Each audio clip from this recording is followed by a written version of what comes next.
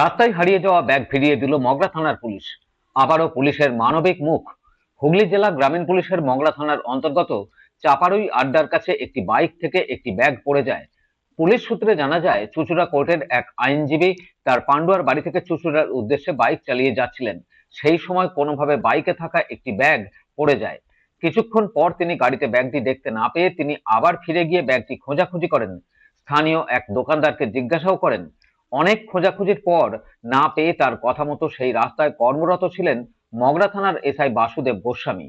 তার কাছে গিয়ে পুরো বিষয়টি জানান। তিনি নির্দেশ দেন মগরা থানায় পুরো বিষয়টি জানাতে। তিনি সঙ্গে সঙ্গে থানায় গিয়ে বিষয়টি জানান। কিছুক্ষণের মধ্যেই এসআই বাসুদেব গোস্বামী সেই ব্যাগের সন্ধান পান। পরে খবর দেওয়া হয় ওই পান্ডুয়ার আইনজীবীকে। তিনি আসার পর তার হাতে ব্যাগটি ফিরিয়ে দেওয়া হয়। জানা যায়, ওই ব্যাগের মধ্যে একটি মাঝারি ব্যাগ, 3টি মানি পার্স, 2টি মোবাইল ফোন সহ একাধিক গুরুত্বপূর্ণ নথি ছিল।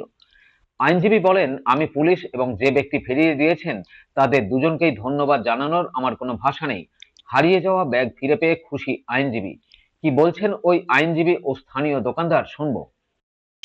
খুব ধন্যবাদ। এবং এত তৎপরতার সঙ্গে এরা যে কাজ করবেন, মানে এটা নিদর্শন, আমার কাছে তো নিদর্শন। আমি আছি এই লাইনেই। আমরা আপনি কোথায় যাচ্ছেন? আমি কোর্টে যাচ্ছি, আমি লয়ার। কোথায় বাড়ি, মানে কি নাম? আমার বাড়ি আছে পান্ডুয়ায়। কি নাম? পান্ডুয়ায়। আমার নাম হচ্ছে আব্দুল দিয়ান, সৈয়দ আব্দুল দিয়ান। বাড়ি আমার ডাকনাম। প্রম্পটভাবে কাজ করেছেন, খুব ভালো লাগলো। এবং আশা করা যায় পরবর্তী ক্ষেত্রে এই ধরনের কাজগুলো সাধারণ মানুষ হিসাবে পাওয়া যোগ্য। Thank you.